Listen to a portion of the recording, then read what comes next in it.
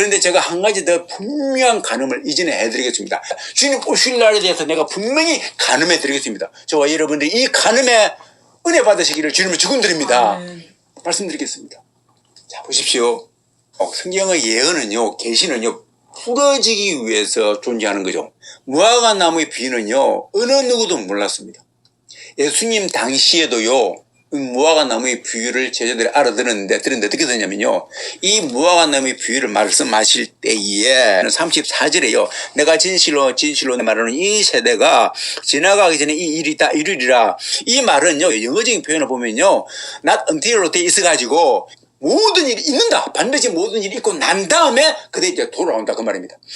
진행된다. 그 말이에요. 그러면요, 이 세대를 표현할 때에 우리나라 말이 이 세대로 표현되어 있고 영어도 제너레이션으로 표현되어 있는데 다른 성경에는요, 이 레이스로도 표현되어 있습니다. NLT 같은 경우는 age, 시대 또는 네이션, 민족을 표현합니다. 민족을요. 그다음에 NIV도요, 제너레이션 플러스 해가지고 레이스로 표현되어 있습니다. 인종도 되고 종족도 되고 민족도 됩니다. 경주도 되지만은요, 그런 함자적 2차적인 뜻이 있습니다.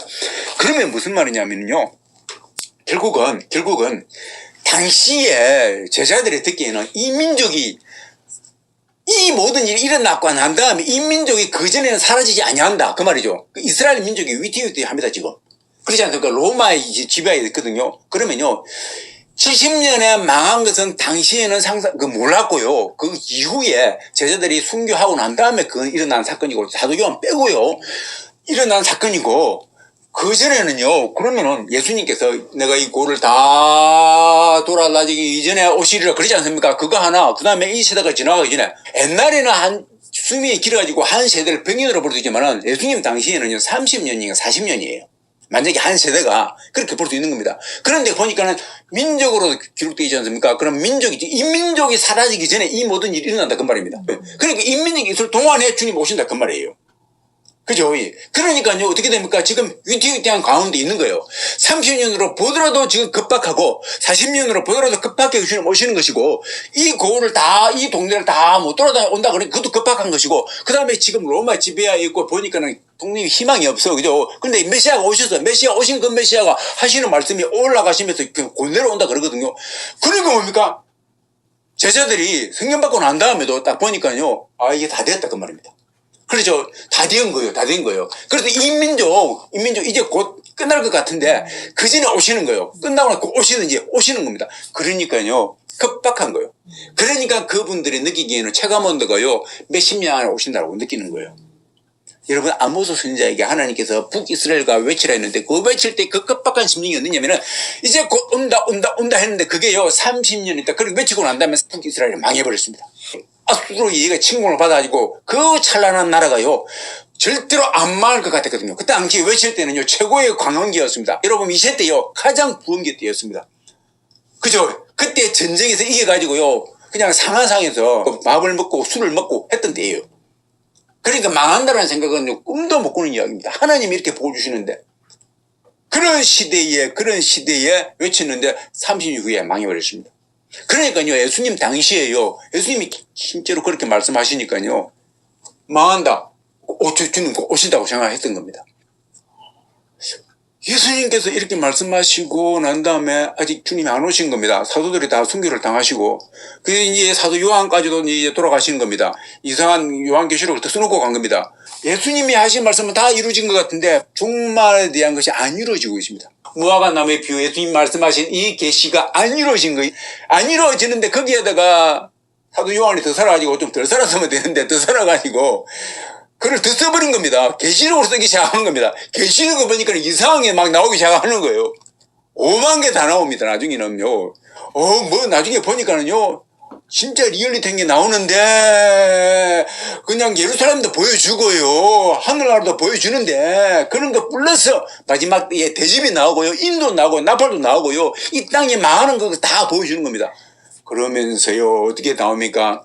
나중에 그것을, 이 땅을 지배하는 중심 세력이 있는데 그 중심 세력을 보여줍니다. 그러면서 그 중심 세력을 잘 봐라, 지혜 있는 자는 다 봐라, 그 말입니다. 그러면서 666을 보여줍니다. 그래서 666에 그 중심이 사단이고 처음에 그렇죠. 용의 입이요, 용의 입이요. 그다음에 이 짐승의 입이요, 또 거짓 선지자의 입이다. 더러운 영이 나오는데 이 더러운 영이 세상에 있는 왕들을 모아가지고 전쟁을 일으킨다 되어 있습니다.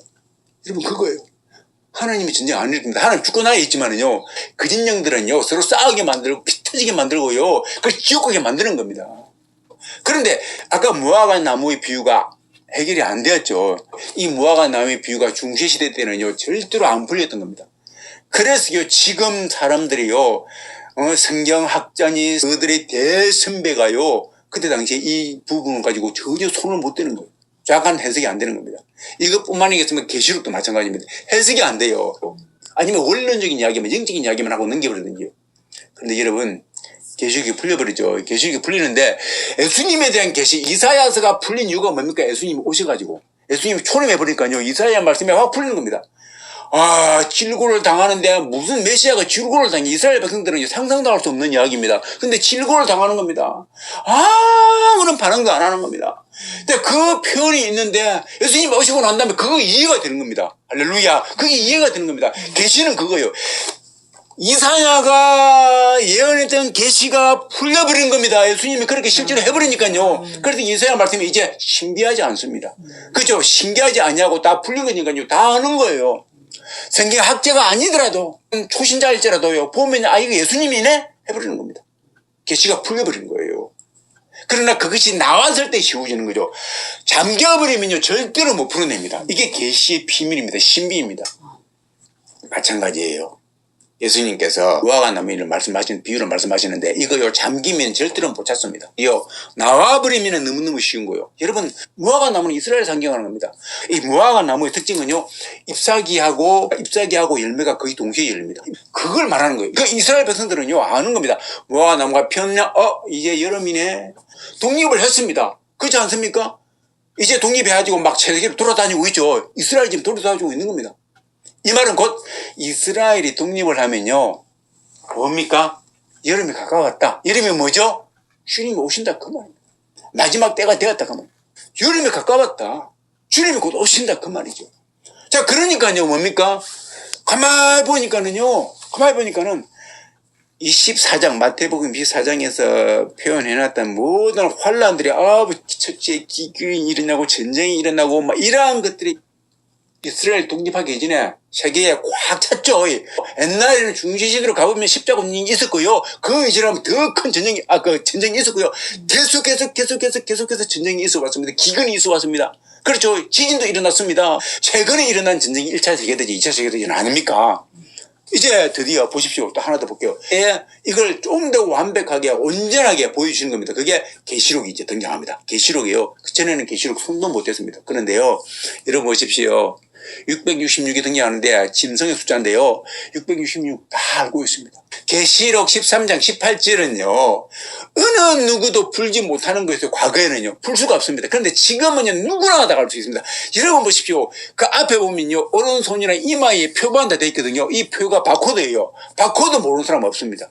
조금 있으면요. 전자집 우리 신분증 이미 전자로 넘어가지 않습니까? 그러면 조금 있으면요. 전자신분증도 사실 분실하면 안 되는 거거든요. 분실이 위험하다. 오른손이나 이마에 표 바꾸죠. 여러분 전자신분증은요. 전자카드는요. 화폐에 그걸 하죠.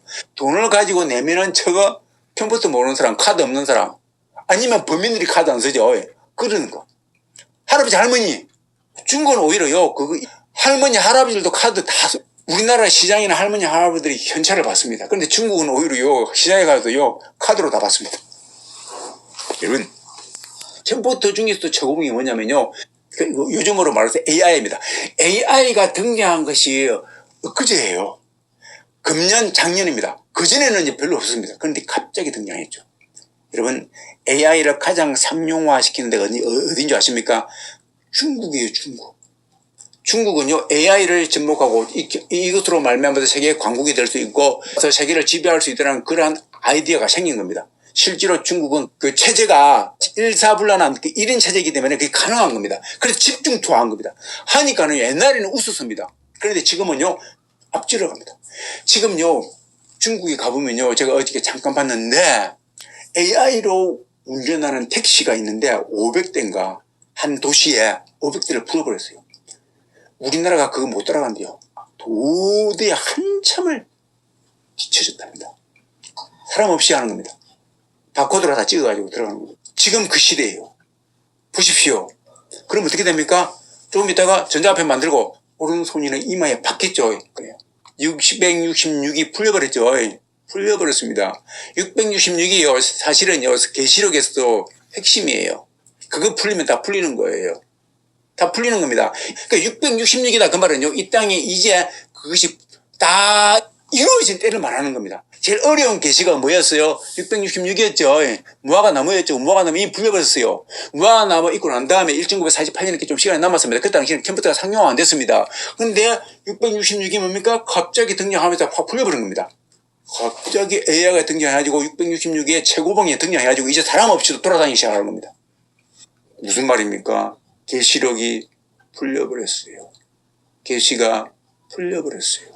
제가 여러분들에게 말씀하고 싶은 것은 예수님의 숫자 누름을 가지고 말하면 그건 이단이 되고 하나님이 노여하시지만은 예수님이 우리에게 강력하게 원하시는 것이 무화과나무의 비유를 배우라 그러면서 그걸 듣고서 인자가 가까이 온 줄 알라라고 말씀하시는 겁니다. 그 시점이 언제인지 모르지만은 무화과나무를 통하여서 주님이 곧 오신다라는 거예요. 아멘. 풀려버리지 않습니까?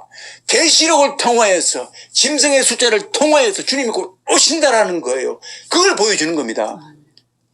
계시가 풀렸다 그 말이에요. 주님의 재림이 임박했다는 것을 시사하고 또 시사하고 있는 것입니다. 우리 주님께서 그래서 무화과나무의 비유를 배우라 듣고 배우라 말씀하신 거예요. 그래서 주님께서 사도 요한을 통하여서 짐승을 보여주신 겁니다. 짐승의 숫자를 보여주신 거예요. 이제 제가 이단에서 벗어나려고 합니다. 저는 앞에 말했던 그 숫자 노름을 벗어버리려고 합니다. 여러분 그것만 보더라도 임박한 건 사실입니다. 하지만 그 노름 하지 마시고 이제 뭘 보고 주님 오실 때가 임박하였다. 그렇습니다. 무화과나무의 비유를 통해서 예수님 말씀하신 것을 통하여서 사도 요한의 말씀을 통하여서 우리가 알 수 있는 거예요. 이걸 보고도 우리가 감지를 못한다고 하면요. 그는요. 그렇죠. 정말 하나님께 관심이 없는 자예요. 관심이 없는 자입니다. 제가 TV를 보면요. 이렇게 말합니다. 사람들이요. 이제 우주를 통과해서 우주에 살리라. 이렇게 나옵니다. 그렇죠. 우주운송이 파괴되고요. 이제 지구가 시간 문제라고 합니다. 어떤 시간 문제? 화성처럼 지구도요. 이 물기가 물이 다 사라져버려 증발되어 버리는데요. 바닷물이 다 증발되어 버리는데 그럼 뭐 생명이 못 사는 거예요. 그런 날은요. 온다라는 겁니다. 시간 문제라는 겁니다. 왜요? 뚫렸기 때문에요. 지구를 보호하는 그 막이 사라져버렸습니다. 그러면요 끝나는 거죠. 사실은 그때부터 진행되는 겁니다. 다만 과학이 발달함으로 말미암아서 더 빨라지는 거죠. 더 빨라지는데요. 이미 그렇게 되기 때문에 어차피 지구도 화성처럼 된다는 겁니다. 그러면 그때는 염려하지 말래요. 그 사람은 과학자인데 뭐냐 그러면 우주에 가 있대요. 사람은요. 물론 시간이 영원히 주어지면 그렇게 되겠죠. 인간이 너무나 뛰어나가지고요. 그런데요 무슨 말입니까? 성경에는 그까지 안 나와 있으면 그때에 이미 그 가기 전에 주님께서 오신다라는 겁니다. 방주를 하나님이 지으시는데 그때가 되면 홍수가 내려가지고 지구를 덮어버리는 것처럼 예수님의 방주가 지금 만들어졌는데 예수님의 방주가 만들어졌는데 그 방주에 탑승하지 아니하면요. 그렇죠. 우주 가기 전에 하나님이 불을 내려가지고 다 태워버린다 그 말입니다. 우주가 흔들려버려요. 우주에 나갈 시간도 없어도 우주에 나가더라도 못 살아요. 우주에 나가더라도 산다고요? 못 살아요. 왜? 우주 자체가 없는데요. 우주 자체가 사라져버려요. 우주 자체가 여러분 공간이 있으니까 지구 위에 대기권에 가면은 우주선에 거기 가면은 살 수 있고 우주선에 이제 지구가 망하더라도 살 수 있고 지구의 생명체가 못 살더라도 살 수 있고 웃기는 소리 하지 마세요. 대기권 자체가요 사라져버려요.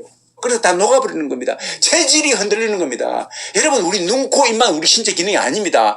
우리 피 안에 있는 혈관만 신체 기능이 아니에요. 살 속에 있는 그 해세포 하나하나가 그 공간이요 전부 다 신체예요. 우주도 마찬가지입니다. 이 우주도요 별만 어떤 기능이 아니고 별과 별 사이에 있는 그 공간들이 전부 다 하나님이 만드신 거라니까요. 그 영역이요 전부 다 사라지는 거예요. 태워버려 버린다. 다 태워져 버리는 겁니다. 그때가 임박했다는 사실입니다. 이제 눈 뜨고 여러분 찾아보십시오. 계시를 한번 안 풀린 계시가 있는가? 눈 뜨고 한번 찾아보시라 그 말입니다. 계시가 꽉 찼다 그 말은 여름이 다가왔다 그 말입니다. 그래서 정말로 하나님을 사모하는 사람들은 이걸 성경을 통해서 볼 수 있다 그 말이죠. 그렇죠. 볼 수 있다 그 말입니다. 이러한 예수님께서 말씀하신 이 비유들이 이루어지는 걸 보면서 이제 주님이 가까웠구나. 그걸 느끼는 거죠. 감지하는 거죠. 그러면서 그 주님 기다리는 거예요. 사모하는 겁니다. 사모하는. 저와 여러분들이 주님 사모하시기를 주님을 축원드립니다. 주님의 사모가 이거예요. 우리 손영아 목사님이 그 어려울 때에 주님 사모해서 저 멀리 나가보니까 먼 하늘에 구름이 꼈어. 구름이 오는데 구름이 그냥 꼭 그냥 예수님 오시는 것 같아. 그 구름만 봐도 그냥 예수님 오시는 거. 먼 하늘 이상한 구름만 봐도 내 주님 오시는가 기대하고 고대하는 거예요. 얼마나 어려웠으면 그랬습니까? 그런데요, 그 재림을 기대하니까는 손영호 목사님이 인내를 할 수 있고, 그 재림을 기대하니까 사랑을 베풀 수가 있고, 그 재림을 기대하니까 근검 조작할 수 있었고, 그 재림을 기대하니까는 성경대로 살려고 했던 것입니다. 여러분, 진짜 재림을 기대하는 사람은요, 자기를 방임하지 않습니다. 진짜 재림을 기대하는 사람은요, 허탄한 데 인생을 소비하지 않습니다. 그거예요. 그게 진짜 재림 신앙이에요. 저와 여러분들이 진짜 재림 신앙 갖기를 주님을 축원드립니다. 재림 신앙에 우리 인생을 녹아들게 하시기를 주님을 축원드립니다. 기도하겠습니다. 하나님 아버지, 성경에 보니까는 정말 예수님께서 임박한 그러한 재림의 징조가 보입니다. 모아가 남의 비유도 그러고 아버지 짐승의 숫자도 그러고 이 땅에 아버지 하나님께서 말씀하신 그 예언들이, 그 계시들이 이제 다 풀린 것이 아버지의 목도 되어집니다. 그때 당시에 옛날에 중세 때에 그렇게 풀려고 하고 그렇게 성경을 많이 하고 많이 배우고 많이 연구를 해서도 풀리지 않은 수수께끼들이 이제 아버지 하나님이셔 그냥 쉽게 풀려버립니다. 그것은 무엇을 뜻합니까? 아버지 하나님 이제 계시가 다 풀렸다 그 말입니다. 계시가 다 풀렸다 그 말은 이제 예수님이 오실 날이 임박했다 그 말입니다. 아버지 하나님 이 마지막 때에 우리가 살고 있습니다. 이 마지막 때에 저희들이 재림 신앙을 가지고서 아버지 하나님 신부되어서 주님을 기다리는 그러한 아버지 하나님 귀한 신부들이 다 될 수 있도록 은혜 베풀어 주시옵소서. 감사할 때 귀하신 예수님 이름으로 축복하고 기도합니다. 아멘.